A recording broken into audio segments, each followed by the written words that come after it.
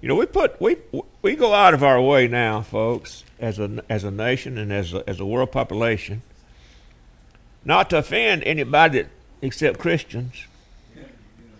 And you know, whatever they're thinking in their mind, you know, we have to kind of go along with it because we don't want to hurt their feelings. And Brenda was just talking about the affluent teen.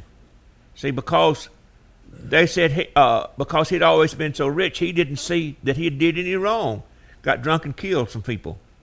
And, you know, it was the earlier part of this year, the last part of last year, y'all remember, where they found this white woman that was ahead of one of the chapters of the NAACP. Remember that? And she said, well, she always felt black. And so they was defending her. Well, I think they finally got rid of her. But they was defending her because she felt black. Wow. See, you can't, you know, in her mind, she's black.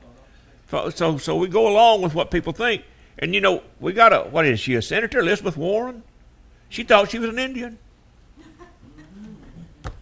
So you can't tell her she's not an Indian because she thinks she is.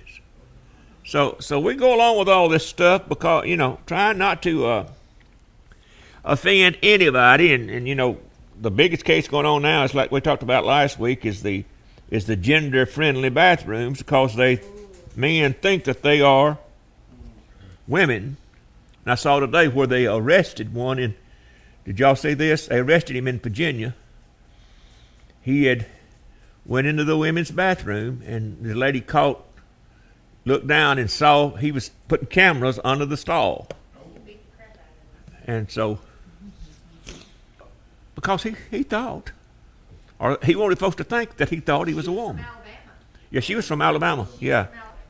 Just like we talked about last week, you know, they are, in Europe, they're allowing the Muslims to take child brides because the Muslims thinks it's all right, and they don't want to offend them. Well, they're sacrificing those little girls. See, not against Islam because they think it's all right. It's their culture. See, and again, all of this is coming, folks, to this new world order. That's what all this is boiling down to. But see, it's in our mind that all deception is born through the spirit of the enemy. If he gets it in your mind and you begin to entertain it in your mind, before long you will be acting out the action of what you have allowed to set in your mind.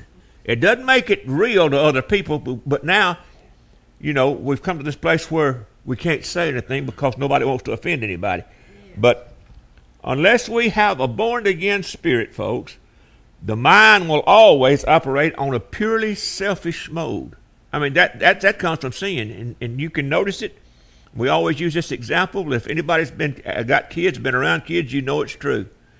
You can take a kid and give him a pile of toys waist high, and take another child and hand him one that he ain't got, and he'll take that one. That's right.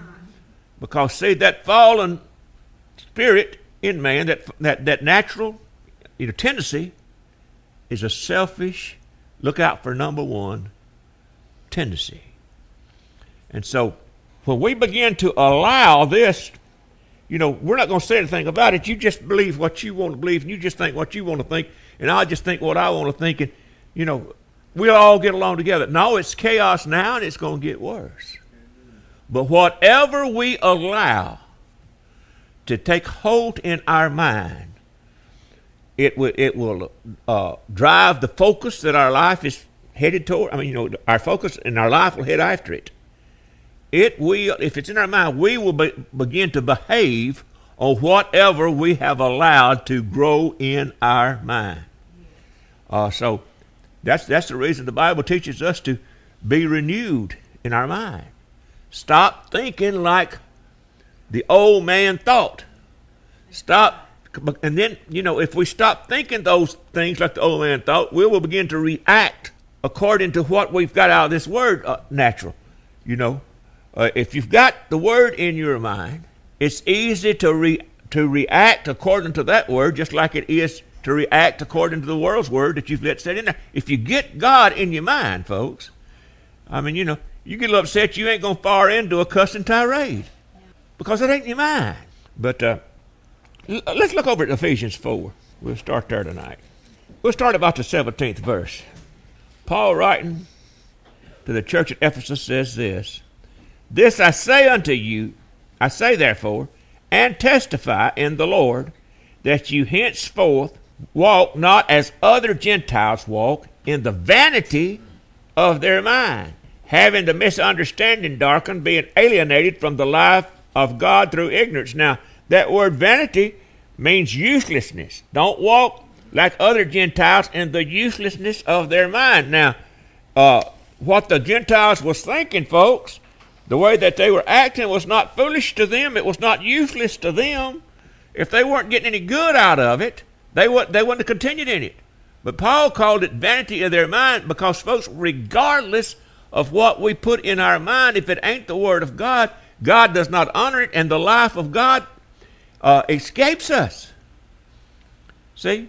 It can look like we're doing all right because that's tradition and that's what we've always done. But Paul said it was a vain thing to continue like the Gentiles had been doing with these traditions and these things that they did that was not after God.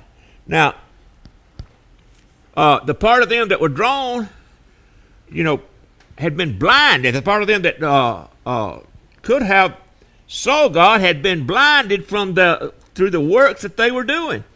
Let's read on just a little bit over here in the 19th verse.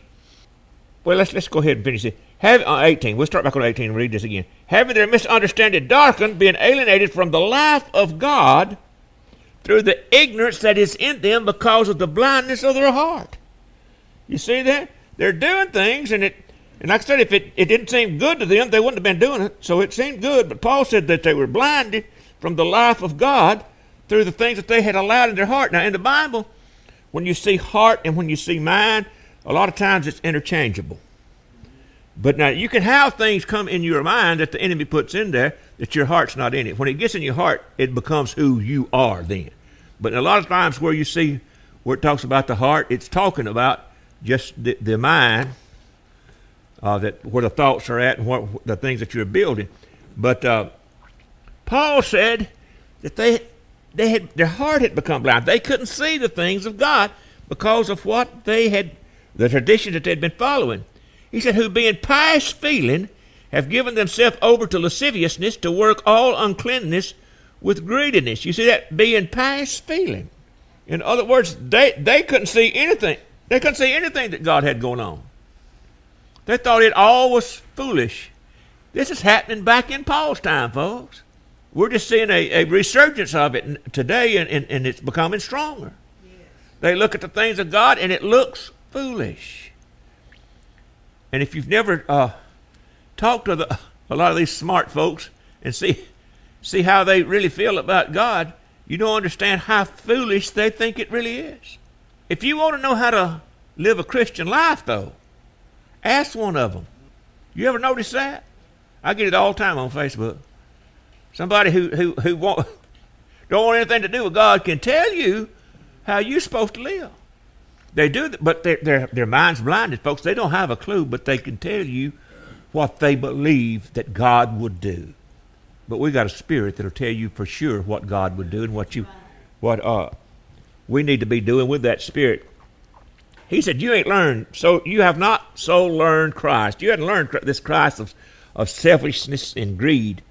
"If so be that you have heard him and have been taught by him as the truth in Jesus, that you put off concerning the former conversation." And that word means behavior. Of the old man, which is corrupt according to the deceitful lust. Now look at this.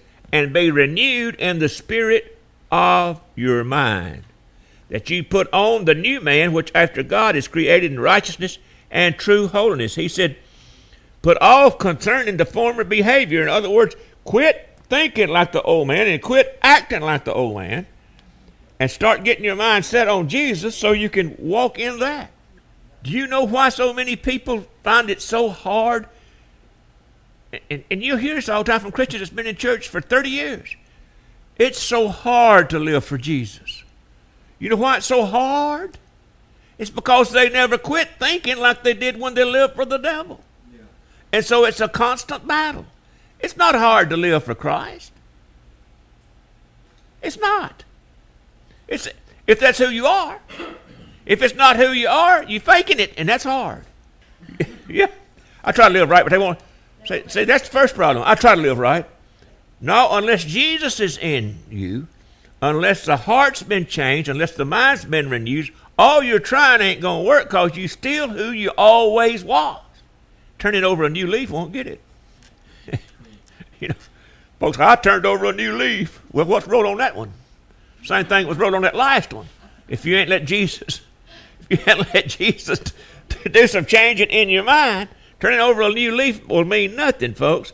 Be renewed in the spirit of your mind, and you put on the new man, which after God is created in righteousness and true holiness. Now, the true acceptance of Christ demands we leave our way and accept his. So much of Jesus is taught today as nothing more than a way to heaven. If you just testify that Jesus is your Savior, you just right on your way to heaven and everything else is all right. So you just sit here on this bench, pay your tithes and give your offerings, and you go into heaven. And life ain't changed, and that's a miserable way of trying to live. See? But again, following this spirit of everybody doing their own thing, churches has got caught up in this. Now, let Jesus. Hey, you're not going to hear when Jesus says, come up here, unless you've allowed him to put his spirit in you, because it's a spirit connection. The world ain't going to hear Jesus say, come up here. If they heard him say, come up here, they'd all go. Yeah. Because there's power in that word. But folks, if the connection to Christ is not in us, then we'll continue to act like we always did and think like we always did and react just like we always did. Now, he said the old way of thinking and acting is corrupt according to our deceitful lust. And say sinners cannot comprehend the concept of letting God be first and others second. And the devil tries hard to keep our focus on ourselves and off of God. And let me tell you something else too. See, this thing today, you noticed how many victims is out there today? Everybody's a victim. God didn't put that there. The devil put that there for them to live their whole life like a victim. And you'll see people, and he will convince folks that regardless of what you do, you're going to fail at it. You're never successful. You're going to always fail. And he'll convince folks that everybody's against them the reason that they're failing. Yes. Somebody else's fault. See? But when you let Christ begin to live in your life and understand this, understand that he can't fail. Even though when things that we really thought we were called into, if it doesn't work out, we know, well, hey, this here didn't work, but I hadn't failed because Christ is in me and I can't fail. He's got a greater purpose. See? Jesus in you won't let you be a victim. Won't let you. And this victim spirit, folks, is a miserable spirit. I've been around folks, and I'm sure you have too, that ain't no way to encourage them because they have done made up their mind. They're a victim, and everybody's against them, and you can't trust anybody, and it's always somebody else's fault. That's what the devil will put in people's mind, and once it gets set there, it's hard. Only the power of God can break that. We'll have to have. Well, they don't. That's right. They don't feel like any of it's their fault. They can't say that. They can't see that. It's always somebody else's fault. You can't. You pray for the change of his heart, because if he got Jesus in his heart, you ain't got to pray for him to change. He will be changed. And I've heard folks out of jobs. And somebody will tell where they are. He said, I don't want. I've heard that. I saw that. They don't pay, so they don't pay, but just this. I got to have this much. Well, if you hadn't got anything, I've took jobs I didn't want to take till something else came along. Never quit looking. But anything's better than nothing. But that's that thing where when you get Christ in you and you know, okay, this is just the road I'm traveling right now. He's carried me somewhere. Then you don't go along always defeated and beat down. And a person that's defeated and beat down, they don't make good employees even if you hire them. They don't. Because, I used to be a foreman. Folks that's down on themselves don't make good employees. Because you never treat them right either. If you ask them to work, you have hurt their feelings. But they say they get these things settled in their mind and in their heart. And that's all they can say. Jeremiah, the 17th chapter, 9th verse, put it this way. Jeremiah said, the heart is deceitful above all things and desperately wicked. Who can know it? Deceitful. He puts that spirit in there and deceives them. And everything is that comes their way is either against them or unless you're just giving them stuff for nothing. Deceitfully wicked, Jeremiah 17. And it's just what we was talking about, folks. It's the unrepentant heart that the enemy puts those thoughts in there, and we get settled. See, the devil's one of his greatest tools is making that which is not real seem very real. See? That's right. And he'll wear you out with that. And I'm going to tell you something, folks. See, he wants you destroyed. And a lot of sickness started out when he told somebody they were sick when they weren't. Yeah, come on. And they found out because they thought they were sick that people petted them. And so they stayed sick until they were sick. See? We begin to speak the truth of God, not the circumstance anyway. Yes, and I'm not saying that everybody that says I'm sick is not sick. That's not true. He does bring the attack. But you can either settle in the attack or you can begin to speak the truth of God and move out of the attack. And see, that's what I told you when testifying about my dad. When that scaffold broke with him when he was a young man. And it crushed both his ankles. And they told him he'd never walk again. And that was back in the day when there was no medical miracles to speak of. Yeah, come on. And so they told him he'd never walk again. He worked in the salt mill and farmed for 40 or 50 years after that. And died at 93. Wow. So, because when they was telling him, you're not going to walk again, he was telling them, yes, I am. And he believed that. Right. See, if he had said, no, I'll never walk again, he would have died in a wheelchair or on crutches. That, again, whatever you get set in your mind is the direction your life will be focused on in. See, it is. If you're defeated, if you begin to think I'm defeated, you are defeated. Because you will not move in faith on anything. She told the doctor that. I was there when all that went down. They had never saw a heart. It was 5%, and they came out. We prayed with the family. They came out and told them that she'd be dead in a matter of hours. Said only 5% of her heart was working. And that's what she said then. And she said, am I dying? And he said, yes. And she said, no, I shall not die. Well, the next morning when we were up there, and she should have been dead that night, like 10% of her heart was working. And they didn't understand that. But by evening, 20% was working. And it just started rebuilding itself. And she walked out of that hospital better than she was long before the heart attack. No, they were praying out there in the waiting room, and we were praying with them. But see, if she had got that in her mind, I'm dying, she would be dead today. Yeah, that's what I'm saying. It should be our choice. It should be.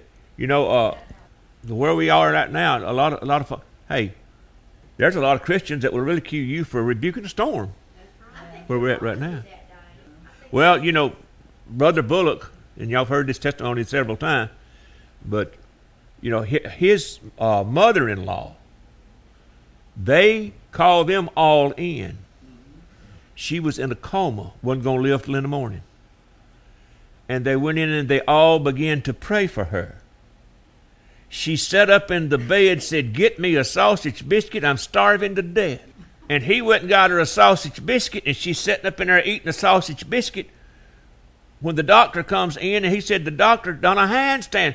"Who got her that biscuit? Y'all trying to kill her?" He said, "Well, you said she'd be dead by the morning anyway." And she got up and went home and lived several more years.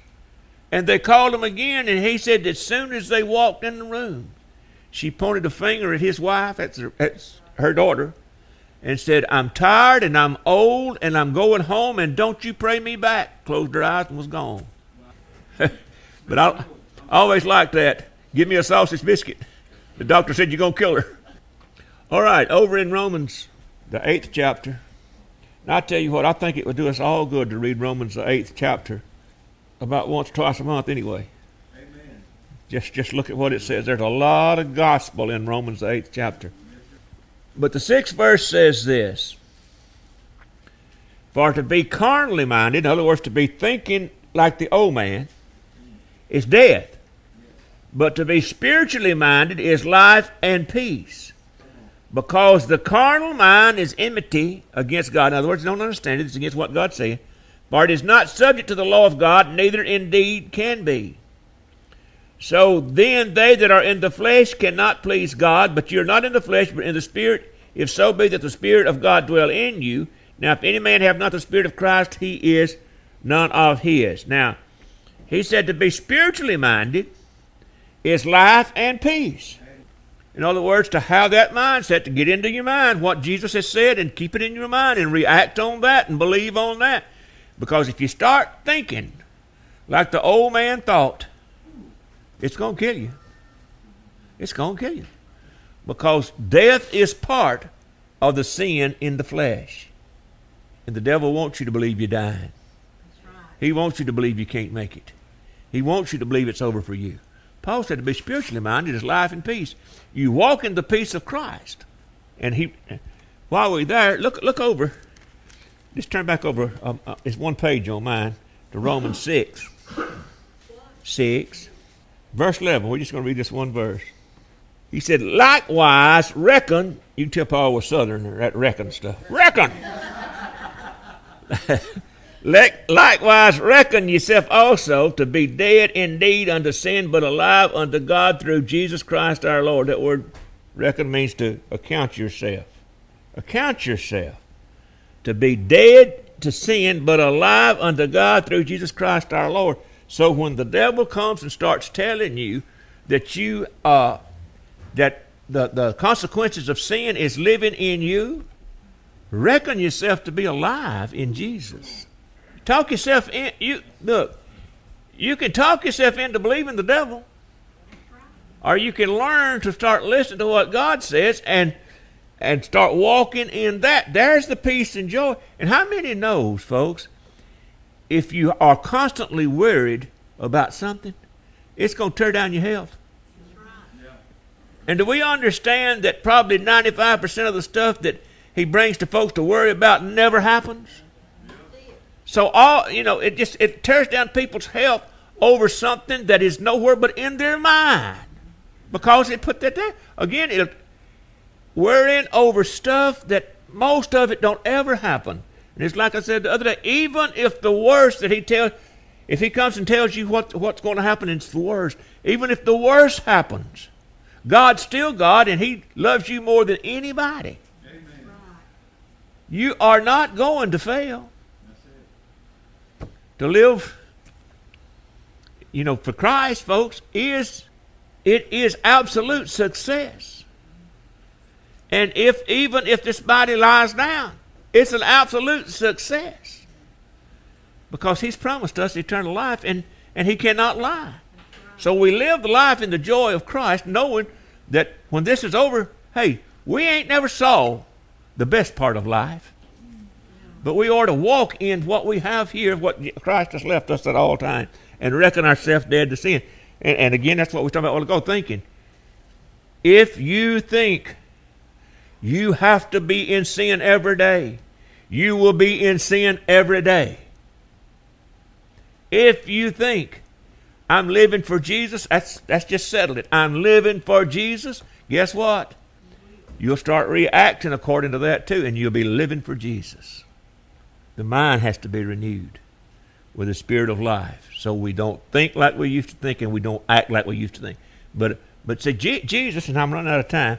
But Jesus, when he talked about out of the heart proceeds, adultery and fornication and theft and all, out of the heart. They came to him and they was talking to him, about the disciples eating with unwashed hands, and that was just a cardinal sin. And he said, no, that ain't the sin. The sin comes out of the heart. What you accepted what the devil has said. See, it might not have been sanitary to eat with their hands unwashed, but it wasn't sin. He said, out of the heart's what brings death to you. And all these things. Folks that's running around on their spouses didn't just all of a sudden get up one morning and bam, started having an adulterous affair. Got right here. And it stayed there until the body began to act on what the mind had set inside it. See, the thoughts of the devil are the seeds he puts in their mind, but you and I have to grow them. If we don't grow them, the seed that he puts in there doesn't work. See, we have to grow. A man that becomes a thief, he does not just get up one morning a thief. He's thought about it. And he's got it in his mind. And he begins to look for ways to thieve, because suddenly that's what he is. It's coming right out of his spirit. See, and we trained our minds and our bodies to think and act like they did for years before we knowed Christ. And now that we know him, we have to train ourselves through his Spirit. His Spirit's a great teacher. But we have to train ourselves to learn, to think, and to act like the Word said. Remember the parable of the rich farmer? Everybody remember that, where the farmer, he says, ground brought forth plenty? Yeah. And he said he thought within himself, I know what I'll do. I'll tear down my barns and build bigger barns. And I'll say to my soul, just take your rest, because you got enough for years. And the Bible said, thy food this night, thy soul is required of thee. But if he have thought, if it had been in his mind to start with, when I am more prosperous, I can help more.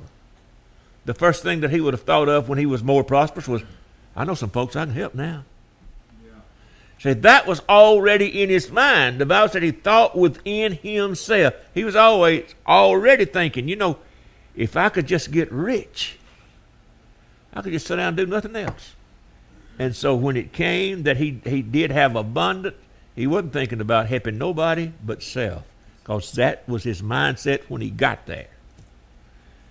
And you see a lot of people, and they'll say, boy, he got successful. It really changed him. He used to be a pretty good old boy. No, it didn't change him.